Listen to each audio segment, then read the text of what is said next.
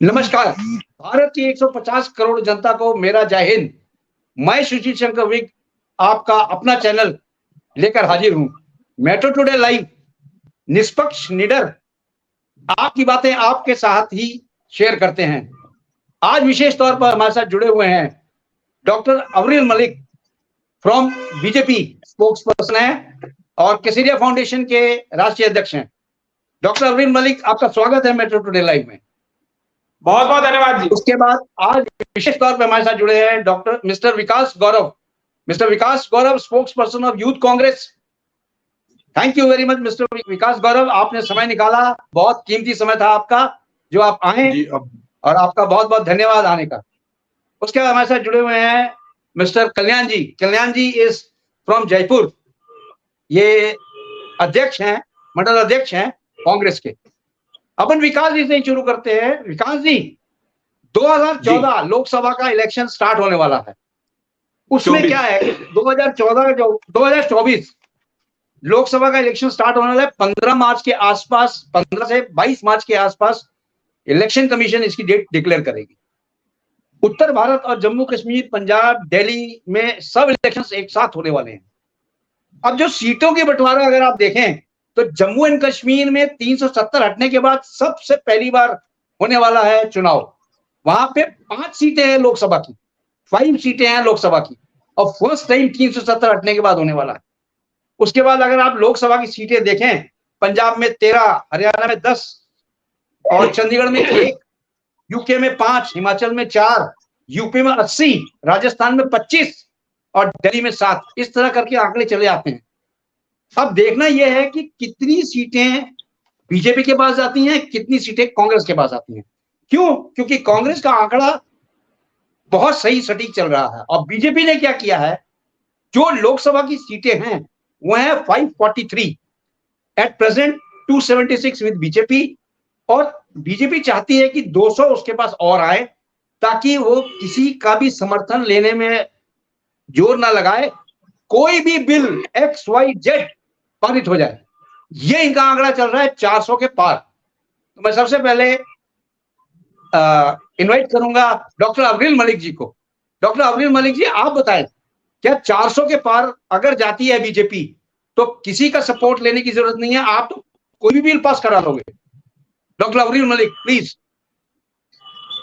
नहीं, इसमें मैं उत्तर क्या दूं? ये तो कोई भी व्यक्ति बता देगा कि जब 400 के पार हम चले जाएंगे तो फिर किसके समर्थन की जरूरत है? और जनता भेजेगी, हम अपने आप नहीं जाएंगे, जनता हमें भेजेगी 400 के पार। और मैं कह रहा हूं पूरा एनडीए मिलाकर 500 के पार चला जाएगा। एनडीए को 500 के पार सीटें मिलने जा रही हैं और बाकी 43 सीटों में जिसे इधर उधर बांटना है 10-5 करके पूरा एनडीए गठबंधन बांट ले। और विकास यहाँ मौजूद है तो इन्हें बता देना चाहिए, जिस प्रकार से इनकी कांग्रेस की सरकार रही, मनमोहन जी की सरकार रही, तो 2-4 योजनाएं हमें कभी गिना दिया करें मनमोहन सिंह जी की। हम तो लगातार गिनाते रहते हैं मोदी जी की योजनाएं, लेकिन विकास जी कभी नहीं गिनवाते मनमोहन सिंह जी के समय की कोई योजना जो जनहित में चलाई गई हो। हालांकि मैं इनके बयान गिरवा सकता हूं, कुछ लोग इनकी पार्टी के कहा करते थे कि रुपया घिसता है। अब रुपया घिसता नहीं है, अब डायरेक्ट पहुंच जाता है बैंक खाते में। जब मोदी जी ने प्रधानमंत्री जन धन योजना के तहत बैंक खाते खुलवा दिए तो अब डायरेक्ट रुपया पहुंचता है। और यदि आप जानना चाहते हैं कि हमने क्या किया तो आप आइए किसानों से पूछिए, आप आइए महिलाओं से पूछिए, आप आइए युवाओं से पूछिए, आप आइए विद्यार्थियों से पूछिए। हमने जनहित के लिए कार्य किया है, हर वर्ग के लिए कार्य किया है, गरीबों, पीड़ितों, शोषितों, वंचितों, दलितों, आदिवासियों, हर वर्ग के लिए भारतीय जनता पार्टी के द्वारा डंके की चोट पर किया गया है। हमने सबका साथ, सबका विकास और सबके विश्वास के नारे के साथ जनहित का कार्य किया है और इस नारे को चरितार्थ करने का कार्य भारतीय जनता पार्टी के द्वारा किया गया है। मैं कहना चाहता हूं, किसी व्यक्ति को कोई भ्रम हो, कुछ समझ में ना आ रहा हो किसको वोट देना है, तो आज वो भी मैं बता देता हूं। यदि किसी को समझ में ना आए वोट किसको देना है, विकास जी आप समझते हो वोट देने में गुमराह हो जाएंगे, कि वोट देने का मैं समझता हूँ न्यूट्रल ही देना चाहिए। तो विकास जी को भी एक बार देख लेना चाहिए कि वोट किसको दिया जाना चाहिए। विकास जी, आप अपना वोट किसको देंगे? मैं कुछ गिनती आपको करवाता हूं, उसके बाद आप बताना कि वोट आप कांग्रेस को ही देंगे भी या भाजपा को दे देंगे। अब मैं बात कर रहा हूं कांग्रेस के प्रवक्ता से अपने लिए वोट मांगने की। आज मैं जनता से वोट नहीं मांग रहा। हम इतने कॉन्फिडेंट हैं क्योंकि हमने काम किया है। मैं कांग्रेस के प्रवक्ता से भी अपनी पार्टी के लिए वोट मांग सकता हूं क्योंकि हमारी पार्टी के द्वारा, मोदी जी के द्वारा जनहित में कार्य किया गया है।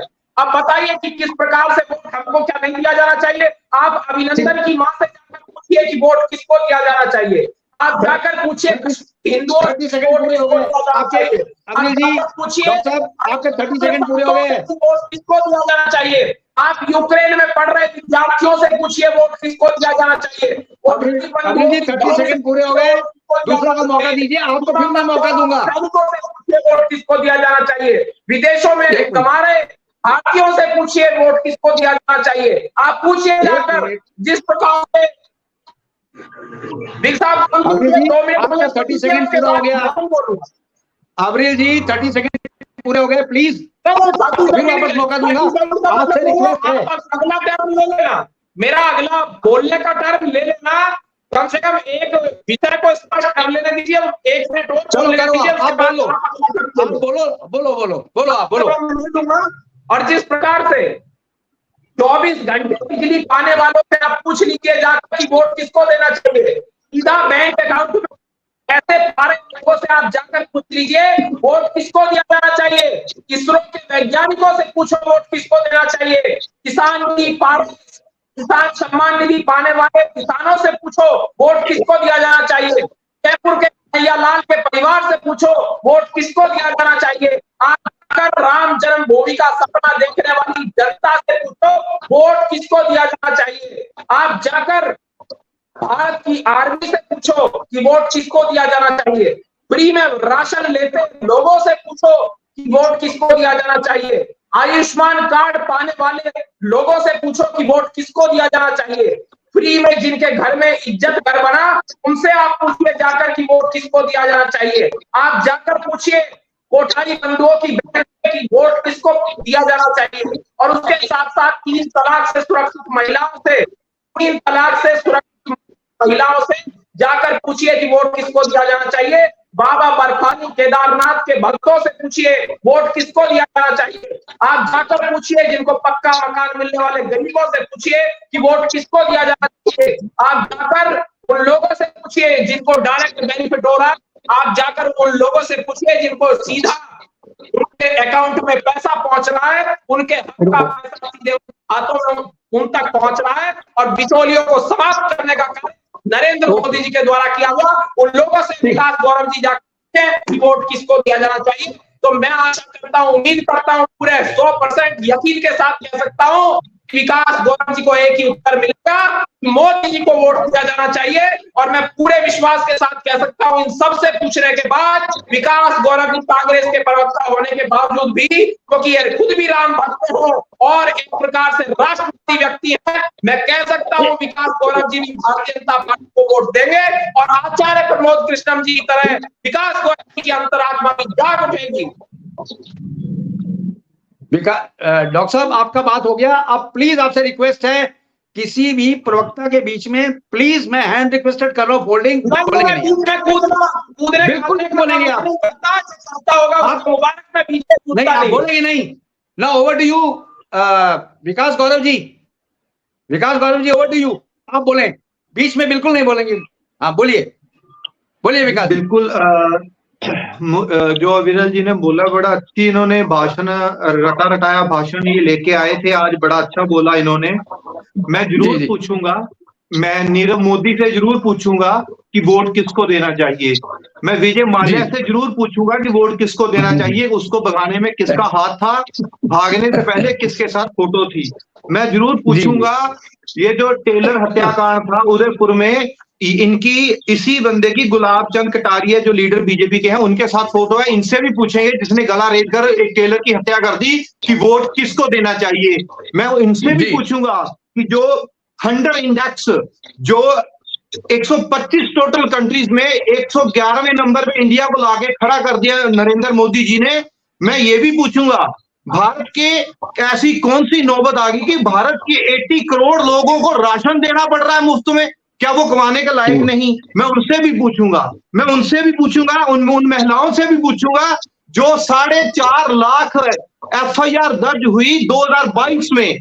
आज ठीक 51 मिनट के बाद एक FIR दर्ज हो रही है महिला उत्पीड़न की, रेप पीड़ितों की, और उसमें 80% से ज्यादा भाजपा के लीडर हैं जो बलात्कार, मर्डर, एक्सटॉर्शन, इन सभी मतलब बहुत ग्रीवियस और बहुत सीरियस ऑफेंसेस में जो इसमें लिप्त हैं, भाजपा उनको संरक्षण देती है। मैं उससे भी पूछूंगा जो बलात्कार करके मध्य प्रदेश में चला गया कैंपेनिंग करने के लिए कि वोट किसको देना चाहिए। मैं उससे भी पूछूंगा जिसने अभी राइट नाउ ये 2 दिन पहले हिमाचल प्रदेश में सरकार गिराने की कोशिश की। हम वहां के लोगों से भी पूछेंगे कि वोट किसको देना चाहिए।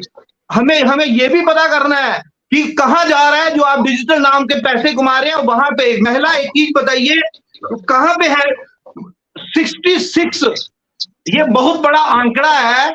आप महिला वुमेन एम्पावरमेंट की बात करते हैं, कहां पे वुमेन एम्पावरमेंट की बात हो रही है? आपने मंदिर पूरा नहीं बनाया और आनंद फानन में आधे मंदिर में ही आपने प्राण प्रतिष्ठा कर दी, मूर्ति स्थापित कर दी।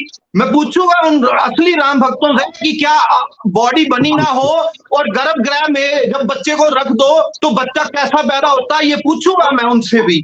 मैं पूछूंगा इन्हीं के स्वामी हैं जो इनका नाम है, ये कहते हैं कि जो क्रिकेट का मैच हारे हैं तो वो मोदी जी के कारण या इसके कारण नहीं हारे, वो इस कारण हारे हैं कि वो ईद के ऊपर नहीं रखा गया। मैं बात करूंगा और मैं पूछूंगा कि हलाल जो सर्टिफिकेट पहले जब मीट बन रहा था तब फैक्ट्रियां बंद नहीं करवाई। जब लोगों के घरों में और लोगों की दुकानों पे करोड़ों रुपए का माल चला गया तो रातों रात इन्होंने बंद कर दिया। मैं उन 50,000 परिवारों से भी पूछूंगा कि वोट किसको देना चाहिए। मैं ये भी पूछूंगा कि सावरकर जी खुद कहते थे कि जो व्यक्ति गाय की पूजा करता है, जानवर की पूजा करता है, वो बहुत जघन्य अपराध है और गाय का मीट खाने में कोई इतराज नहीं। मेरे पास बुक का डाटा पड़ा है। और ये कौन सी गाय? हिंदू एक्ट की बात करते हैं, हिंदू राष्ट्र की बात करते हैं, ये कहते हैं अफगानिस्तान, ईरान, इराक, हिंदुस्तान में ले आएंगे। अरे भाई, थोड़ा सा तो अकल को हाथ मारिए। आप भाजपा के लीडर हो, आप 10 साल से सत्ता में बैठे हो, पर कम से कम ये तो सोचिए कि हमारे पास जो हो रहा है, हमारे साथ जो हो रहा है, हम हंगर इंडेक्स में इतने 80 करोड़ लोगों को आप राशन दे रहे हो, इससे शर्म की बात और कुछ हो ही नहीं सकती। मुझे लगता है कीनिया भी हमारे से आगे होगा इस चक्कर में, वो भी कमा के खा रहे हैं। इतना ज्यादा बुरे हालात इन्होंने कर दिए हैं। इन्होंने लोगों को देश से भगाने का काम किया। जितने बड़े फ्रॉड निकल रहे हैं, अभी सबसे पहले लेटेस्ट 3 क्विंटल 300 किलो हीरोइन पकड़ी गई थी अडानी पोर्ट से। अभी 333 किलो हीरोइन पकड़ी गई है अडानी पोर्ट से। और अब ये कह रहे हैं कि इंडिया की टेरिटरी में पाकिस्तान के 3 लोग पाकिस्तान के थे और 2 लोग इंडियन थे। तो मैं वो भी पूछूंगा, उनसे भी पूछूंगा कि वोट किसको देना चाहिए। और वो जो ड्रग आती है वो कहां चली जाती है बाद में?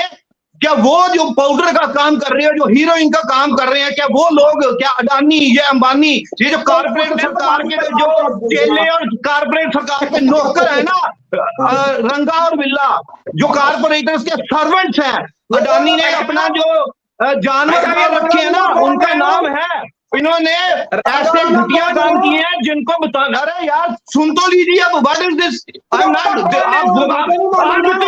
मैंने कुछ बोला? I'm not this. I'm sorry.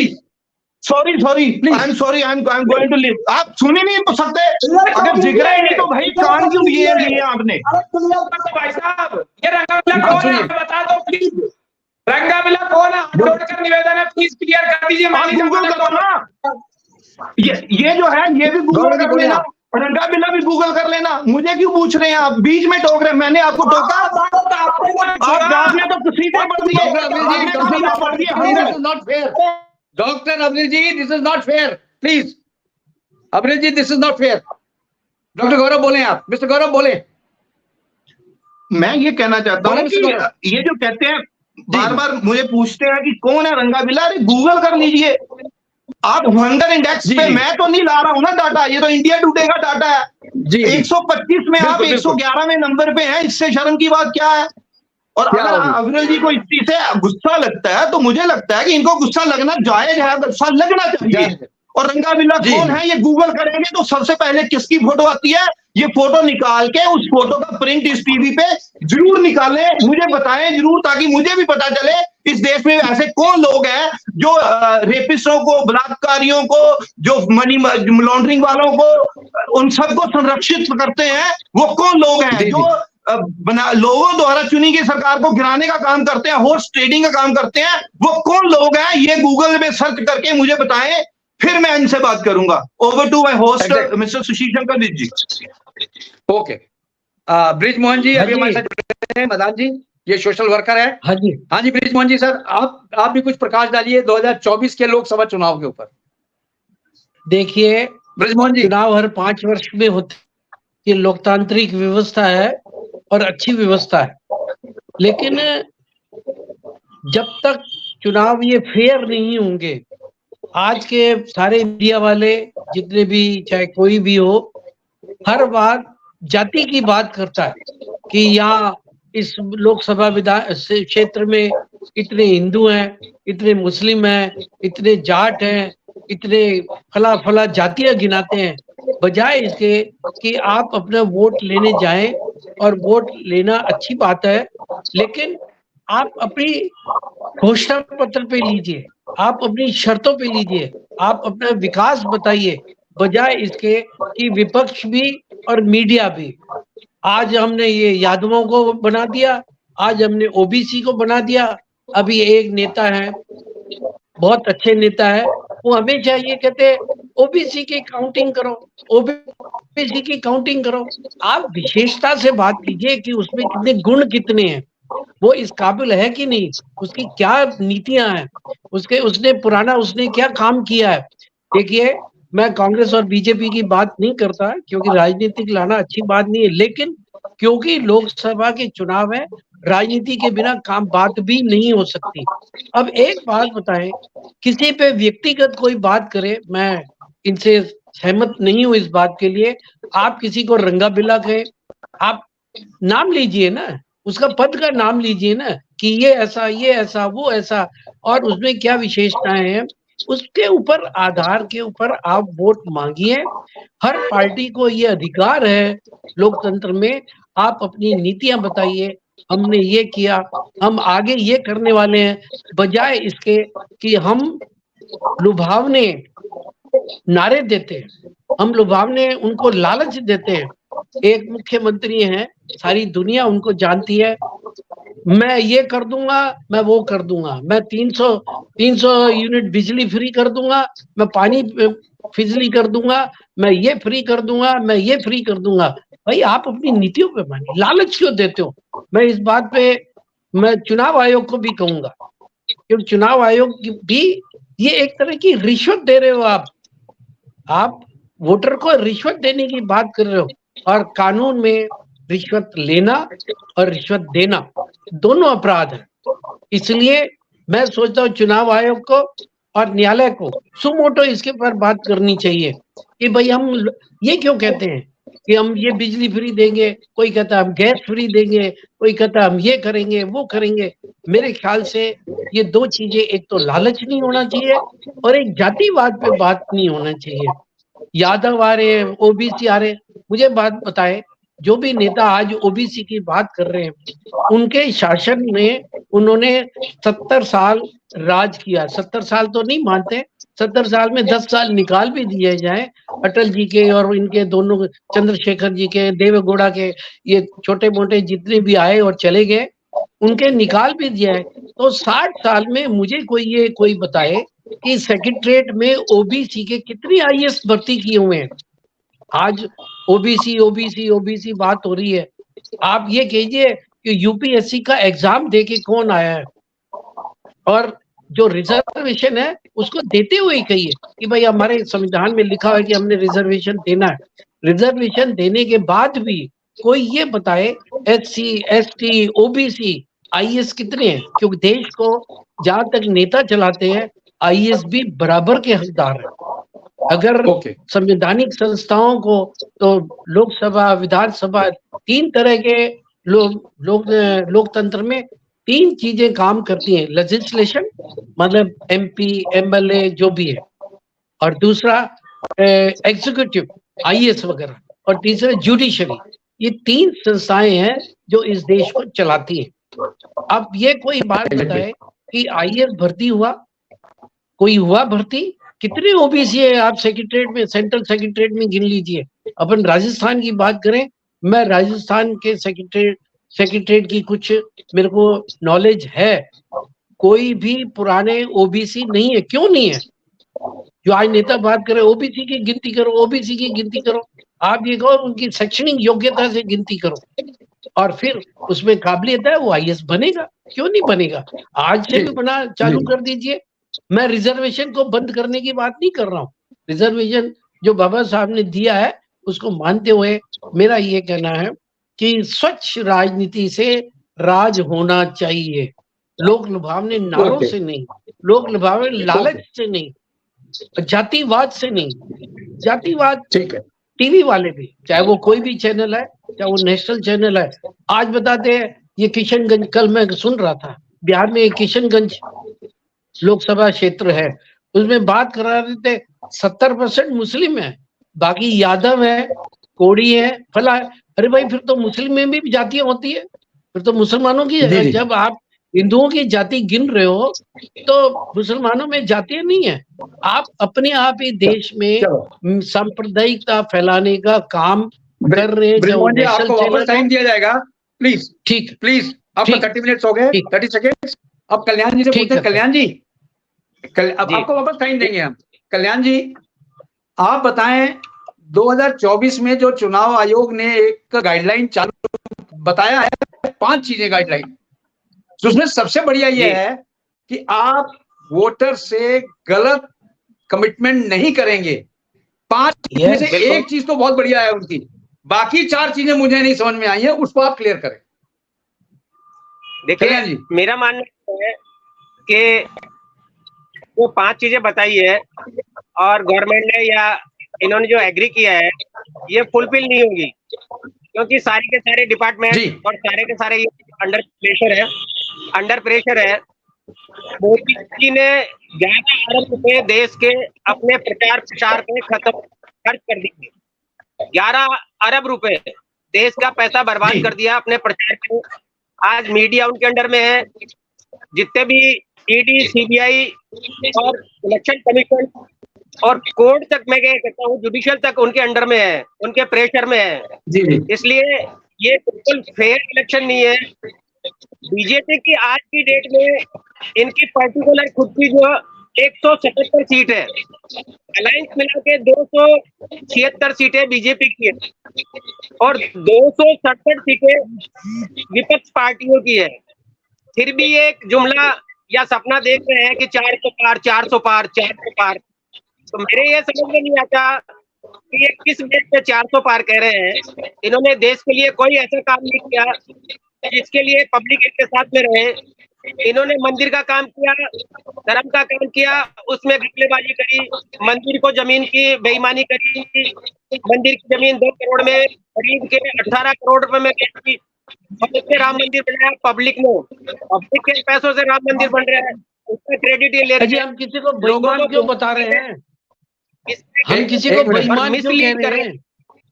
Brijmohan जी आपको टाइम देंगे, उनको बोल दीजिए। ब्रिजमोहन जी उनको बोलने दीजिए, बोलिए बोलिए। कल्याण जी बोलिए। मैं बेईमान इसलिए कह रहा हूँ कि जो ट्रस्टी की जिम्मेदारी थी मंदिर की जमीन परचेज करने की, उन लोगों ने 2 आप बेईमानी साबित करो ना, बेईमानी साबित करो तो कोर्ट में जाओ। अब अब्रिल जी कुछ कहना चाहते हैं, 1 मिनट अब्रिल जी का सुन लें। अब्रिल जी बोले, कागज भी है, डॉक्टर साहब बोले, इसलिए थोड़ा सा रखें। ये जो ऐसे लोग बाग हैं जो सिर्फ ये है कि मीडिया को, कल्याण जी इनको अपने, कल्याण जी 1 मिनट, अब्रिल जी कुछ बोलना चाहते हैं, 1 मिनट। हाँ डॉक्टर साहब बोलिए, डॉक्टर अब्रिल जी बोले। आपकी वॉइस नहीं आ रही, आपका म्यूट है, आपका म्यूट है। देखिए यहाँ पर जो ऑथेंटिक व्यक्ति है कांग्रेस पार्टी की ओर से, मैं समझता हूँ विकास गौरव जी को। और जहां तक कल्याण जी की बात है तो कम से कम विकास गौरव जी को एक क्लियर कर देना चाहिए। तो कल्याण जी कह रहे हैं इस बात से कांग्रेस पार्टी सहमत है या ऑफिशियल स्टैंड है कांग्रेस का, ऑफिशियल बैठकर विकास जी को स्पष्टीकरण दे देना चाहिए। कल्याण जी जो कांग्रेस का ऑफिशियल स्टैंड है उसको रख रहे हैं या अपने तरीके से मन गलत बात रख रहे हैं, पहली बात। दूसरी बात, विकास जी को इस बात का भी उत्तर दे देना चाहिए जो आरोप कल्याण जी के द्वारा लगाए गए हैं, राम मंदिर में हमने बेईमानी कर दी, तो भैया कौन सी बेईमानी कर दी, कम से कम ये साबित कर दो कि तथ्यों के आधार पर कुछ बोला जाता है, बगैर तथ्यों को नहीं बोला जाना चाहिए। मैं समझता हूँ कल्याण जी आपने अपने बारे में बोलिए, मैं उसके बाद आप बोल लेना। ये बच्चों की तरह बीच बीच में आप मत करा करिए। कल्याण जी आप 1 मिनट रुके, हाँ बोलिए बोलिए जी बोलिए। जी देखिए, बिल्कुल जहां तक बात है कांग्रेस की, तो कांग्रेस को जवाब दे देना चाहिए कि बोफोर्स घोटाला किसने किया था। कांग्रेस उत्तर दे दे कि 2G स्पेक्ट्रम घोटाला किसने किया था। कांग्रेस उत्तर दे दे कि सत्यम घोटाला किसने किया था। कांग्रेस उत्तर दे दे कि पी चिदंबरम जी को, former finance minister of India को क्या गिरफ्तार नहीं किया गया था आईएनएक्स मीडिया के केस में। आईएनएक्स मीडिया का केस थोड़ा स्पष्टीकरण विकास जी दे देंगे तो अच्छा रहेगा, क्योंकि जनता को भी मालूम पड़ जाएगा, जनता भी जानना चाहती है कि बोफोर्स घोटाला क्या है, आईएनएक्स मीडिया स्कैम क्या है, 2G स्पेक्ट्रम घोटाला क्या है। ये 2G कांग्रेस वालों को ज्यादा पता है, हमें तो इतना मालूम नहीं है। कॉमनवेल्थ घोटाला स्पष्ट कर दें कि कॉमनवेल्थ घोटाला कांग्रेस ने किया कि नहीं किया। तो कल्याण जी आपको मालूम नहीं है कुछ भी, मैं जानता हूँ कल्याण जी आपको कुछ मालूम नहीं है, बीच में कूद रहे हो। आपको ये नहीं पता कौन से घोटाले किए कौन से नहीं किए, आपको काम मालूम है ना आपको। अरे सर, आप बोफोर्स में किसी को कमिटमेंट किया या किसी को सजा हुई बोफोर्स में? घोटाले में सजा हुई थी आईएनएक्स में। बोफोर्स के बारे में जाओगे लंबा हो जाएगा, बोफोर्स में मत पूछो, काफी लंबा हो जाएगा। मेरे पास सारा स्पष्टीकरण रखा हुआ है। ये बोफोर्स वाले मामले को तो जनता ने बता दिया था, बोफोर्स घोटाले को जनता नहीं बता। और अगर आप जाना चाहते हो बोफोर्स में और उसके घोटाला, आदर्श घोटाला, नेशनल हेराल्ड घोटाला, नेशनल हेराल्ड बेईमान कहेंगे तो एक दूसरे को बेईमान कहेंगे तो इस डिस्कशन का कोई लाभ नहीं होगा। एक दूसरे को बेईमान क्यों कहेंगे? जब आदरणीय ब्रिजमोहन जी को आप सुन लीजिए, पहले ब्रिजमोहन जी बोल रहे हैं उनको सुनिए कम से कम। मैं सुन रहा हूँ सबको, आपको भी सुन रहा हूँ, इनको भी सुन रहा हूँ। आप किसी को अगर चोर कह सकते हो, आपको कोई चोर कहता तो आपको तकलीफ होती है। कोई भी एक दूसरे को बेईमान कहेंगे तो अंत नहीं होगा, किसी चीज का अंत ही नहीं होगा अगर हम एक दूसरे को बेईमान कहेंगे तो। आप नीतियों की बात करिए। 400 सीटें कैसे आ जाएगी आपकी, कहां से आ जाएगी? आपकी सीटें टोटल जो है 177 है, 177 आपकी बीजेपी की सीटें हैं। आप कहते हो हम 400 पार करेंगे। अजी 303 है, 303 है, 303 एनडीए मिला के बाकी होते इनकी पार्टी नहीं 303 अकेली बीजेपी की है। आप जनरल नॉलेज को बढ़ाओ, जनरल नॉलेज को बढ़ाओ। 303 है, 303 अजी माय डियर, 303 है, 303 है। आप अपनी याददाश्त को बढ़ाओ, 303 है। विकास जी बताइए कितने सांसद हैं? विकास जी को मालूम है, विकास जी ऑफिशियल आप अपनी पता नहीं कहां से आकर बैठे। देखिए, कितने सांसद हैं हमारे? एक दूसरे को बेईमान मत बताओ, एक दूसरे को बेईमान मत बताओ। बेईमान बताते हो तो उसको प्रूव करो। अब हमको कल्याण जी कह देंगे मोदी के अलावा कोई सांसद नहीं है भाजपा में। अब कल्याण जी की बात व्यक्तिगत आक्षेप मत लगाओ, डॉक्टर अब्रिल जी, व्यक्तिगत आक्षेप मत लगाओ। अब्रिल जी आपसे मेरा सीधा सवाल है, ब्रिजमोहन जी 1 मिनट। डॉक्टर अब्रिल जी आपसे मेरा सीधा सवाल है, यूपी में 80 सीटें हैं, मोदी जी कह रहे हैं 80 में से 80 सीटें आएंगी, उसकी गणित बता दें आप मेट्रो टुडे लाइव पे आज कि 80 में 80 सीटें आपकी यूपी में कैसे आएंगी, बता दें आप उसका गणित। डॉक्टर अब्रिल मलिक 80 में 80 सीटें क्यों आएंगी? 80 में 80 क्यों आएंगी? 80 में 80 इसलिए आएंगी क्योंकि चलाई। 80 में 80 इसलिए आएंगी स्वच्छ भारत अभियान हमने चलाया। 80 में 80 इसलिए आएंगी नोटबंदी हमने की। 80 में 80 इसलिए आएंगी आयुष्मान भारत हम लाए। 80 में 80 इसलिए आएंगी हमने जीएसटी लागू किया। 80 में 80 इसलिए आएंगी, हमें बेनामी संपत्ति है लाए। 80 में 80 इसलिए आएंगी क्योंकि प्रधानमंत्री जीवन ज्योति बीमा योजना नरेंद्र मोदी के द्वारा लाई गई। इसका मतलब ये है अब्रिल जी, क्योंकि मुद्रा इसका योजना मतलब ये है अब्रिल जी, इसका मतलब ये है, हाँ बोलिए बोलिए आप। 80 इसलिए आएंगी क्योंकि उज्ज्वला योजना हम लाए। 80 में 80 इसलिए आएंगी क्योंकि प्रधानमंत्री सुरक्षा बीमा योजना हम लाए। 80 में 80 इसलिए आएंगी क्योंकि जैविक खेती को नरेंद्र मोदी जी ने प्रमोट किया। 80 में 80 इसलिए आएंगी क्योंकि सौभाग्य योजना हम लाए। 80 में 80 इसलिए आएंगी क्योंकि 3 तलाक बिल हम लाए। 80 में 80 इसलिए आएंगी चीन और पाकिस्तान की कमर हमने तोड़ी। 80 में 80 इसलिए आएंगी क्योंकि सर्जिकल स्ट्राइक और एयर स्ट्राइक हमारे द्वारा की गई। 80 में 80 इसलिए आएंगी स्वर्ण आरक्षण हम लाए, विमेन रिजर्वेशन हमारे द्वारा किया गया। 80 में 80 इसलिए आएंगी क्योंकि राम मंदिर निर्माण हमारे द्वारा किया गया और उसके साथ साथ जल शक्ति मंत्रालय का निर्माण हमारे द्वारा किया गया, इसलिए 80 में 80 आएंगी। 80 में 80 इसलिए आएंगी क्योंकि हमने बात की डिजिटल इंडिया की। 80 में 80 इसलिए आएंगी क्योंकि हमने बात की मेक इन इंडिया की। 80 में 80 इसलिए आएंगी क्योंकि हमने बात की स्मार्ट सिटीज की। 80 में 80 इसलिए आएंगी क्योंकि हमने बात की नमामि गंगे की। हमने बात की बेटी बचाओ बेटी पढ़ाओ अभियान हमने चलाया, इसलिए 80 में 80 आएंगी। 80 में 80 इसलिए आएंगी क्योंकि प्रधानमंत्री विश्वकर्मा योजना, क्योंकि प्रधानमंत्री किसान सम्मान निधि, प्रधानमंत्री किसान सम्मान निधि के और उसके साथ साथ नीम कोटेड यूरिया किसानों के लिए प्रधानमंत्री फसल बीमा योजना हम लाए, इसलिए 80 में 80 आएंगी। और देश में 500 जी एक बार राजस्थान का ही बता दें, 25 में कितनी सीटें आएंगी राजस्थान से? 100% आएगी, एक भी सीट इधर या उधर नहीं जाएगी, सारी भाजपा को मिलेगी। अब टेंशन फ्री रही है, सारी भाजपा को आ रही है और जनता दे रही है। मतलब 25 सीटें और राजस्थान से भी लोगे यार, और दिल्ली से 7 में कितनी सीटें आएंगी सर आपकी, कुछ अनुमान? मैं बोलूं साहब, मैं बोलूं? 1 मिनट देखिए, 1 मिनट अब्रिल जी 1 मिनट ले लें। विद्यार्थी दिल्ली में कितनी सीटें आएंगी? हेलो, मैं बताता हूँ कैसे आएंगी कि नहीं आएंगी, मैं बता रहा हूँ। आप बोलें। एक विद्यार्थी होता है, एक विद्यार्थी होता है, वो अपने सब्जेक्ट की जब तैयारी करता है वो ये सोचता है मेरे 100 में से 100 नंबर आएंगे, आते 70 है, 75 है, 80 है। प्रयत्न हर आदमी करता है कि मेरे 100 में से 100 नंबर आए। वो तो परिणाम बता देगा कि 80 आएंगी कि 65 आएंगी कि 10 आएंगी। ये एक तो नैरेटिव होता है। वो अपने बच्चा अपने माँ बाप को कहता है मैंने इंजीनियरिंग की बड़ी अच्छी तैयारी हुई है, मैं तो रीट में पास हो जाऊंगा, मैं फला में पास हो जाऊंगा, मैं इंजीनियरिंग में फर्स्ट आऊंगा, मैं ये आऊंगा। हर आदमी कोशिश करता है, उनका अपना एक टारगेट है कि मुझे 80 में से 80 सीटें लानी है। नहीं आएंगी तो नहीं आएंगी, नाई कितने बाल सामने आ जाएंगे जी। तो ऐसे ही गौरव जी, हर आदमी कोशिश, बोलिए। हर पार्टी कोशिश करती है। पिछली बार कांग्रेस की कितनी सीटें आई, यूपी में कितनी आई? 1। पिछली बार कांग्रेस की यूपी में कितनी सीटें आई? 1, वो भी सोनिया गांधी की, और तो किसी की नहीं।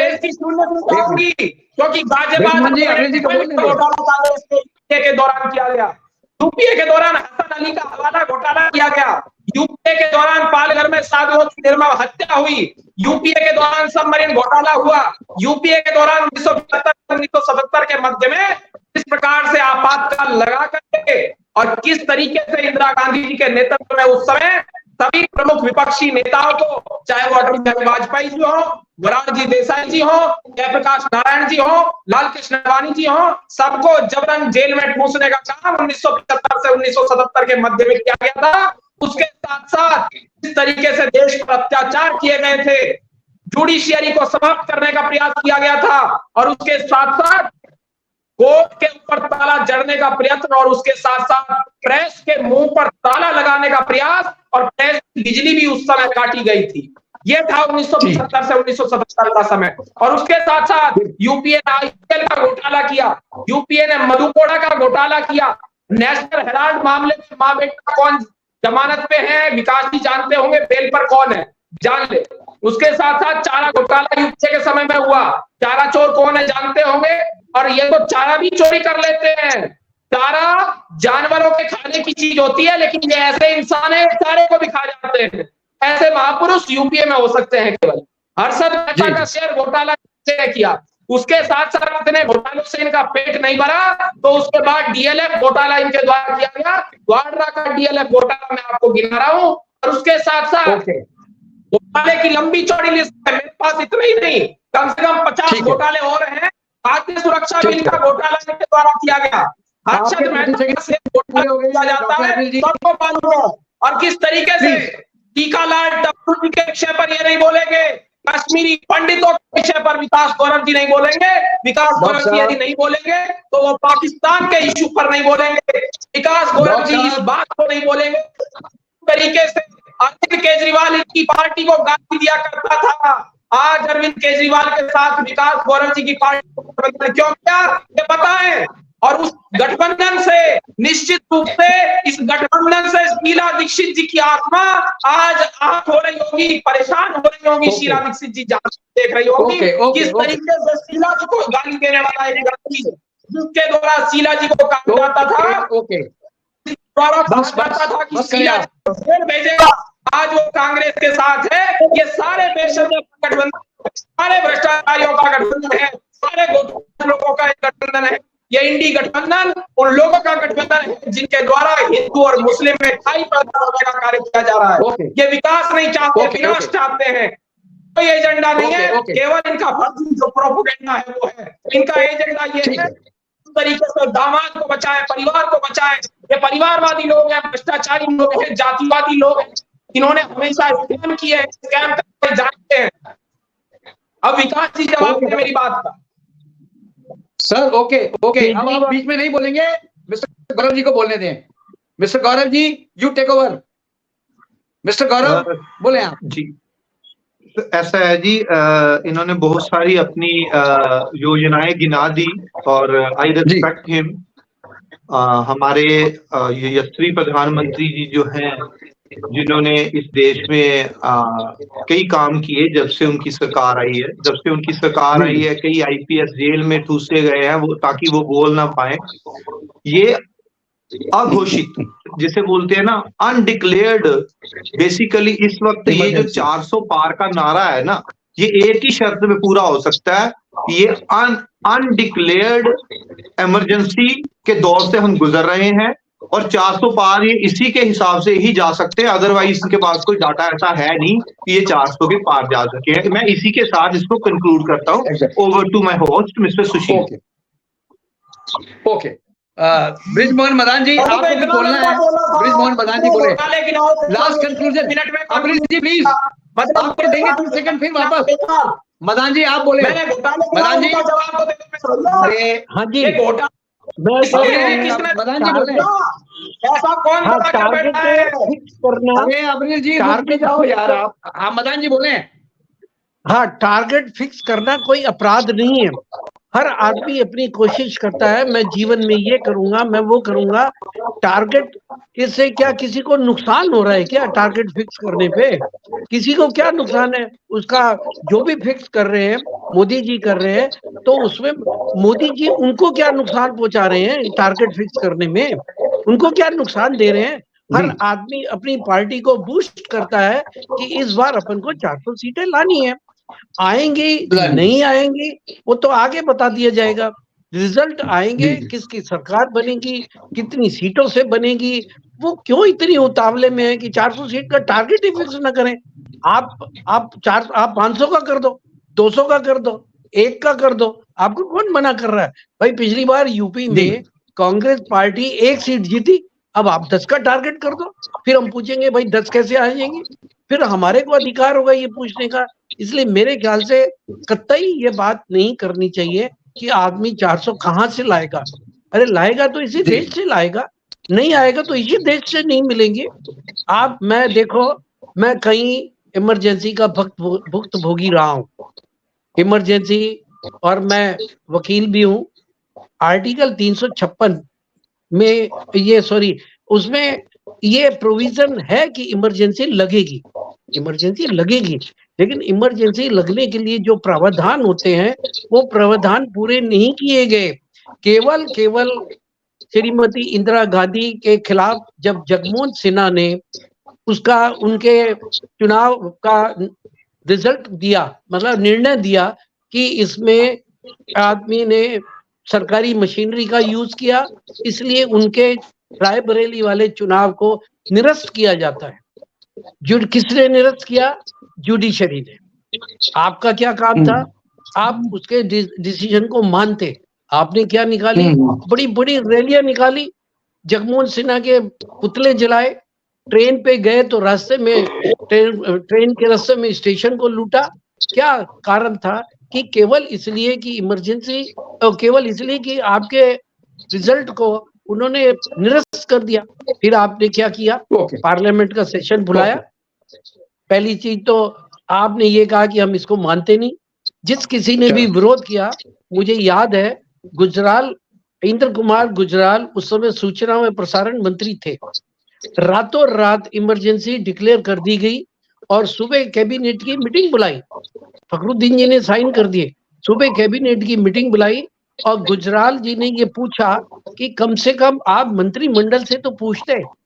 उनको 1 घंटे बाद उस मंत्रिमंडल से हटा दिया गया, बिल्कुल हटा दिया गया। आप अपने भी नहीं बोलते। फिर इन्होंने मीटिंग बुलाई, मुझे पूरा याद है, चंद्रशेखर जी, लक्ष्मीकांतकर और कृष्णकांत, इन्होंने विरोध किया कि साहब आपने ये इमरजेंसी जो लगाई है, ये कम से कम हम लोगों से पूछते तो सही। उन तीनों को जब वो उस मीटिंग से बाहर निकले, उनको गिरफ्तार कर लिया गया। उन्होंने क्या कहा? सही कही या गलत कही, आप उनको कन्विंस कीजिए ना, कन्विंस कीजिए कि भाई आप ये ऐसा क्यों कह रहे हैं हमारा। और एक श्रीमती इंदिरा गांधी खुद रेडियो पे आई, खुद आकाशवाणी पे आई कि हमने रात को इमरजेंसी लगा दी। और अभी ये जो बोल रहे थे डॉक्टर साहब, बिल्कुल सही, ठीक बोल रहे थे। जिस किसी ने भी इसका विरोध किया उसको अंदर डाल दिया, हंटरों से मारा गया, नंगे करके मारा गया लोगों को। पूरे देश को जेल बना दिया गया। तो इमरजेंसी का युग जो था, चलो समाप्त हो गया। फिर इसी जनता ने, वही बात अभी कह रहा हूं मैं, इसी जनता ने श्रीमती इंदिरा गांधी को 1980 में वोट देके वापस प्रधानमंत्री बनाया। क्यों बनाया? आपने उनको देखा कि भाई वो ये राज नहीं कर पा रहे। वही आज की बात है, अगर कोई 400 सीट की टारगेट बनाता है, उसमें आपको क्यों दर्द हो रहा भाई? क्यों हो रहा? मेरे को तो समझ में नहीं आ रहा। नहीं आएंगे। चलो ठीक है, 270 से नीचे आएंगे। टाइम मेरे पास इतना ही था। आप सभी लोगों का मेट्रो टुडे लाइव में जुड़ने के लिए बहुत बहुत धन्यवाद। Thank you very much. जय हिंद, जय भारत। धन्यवाद।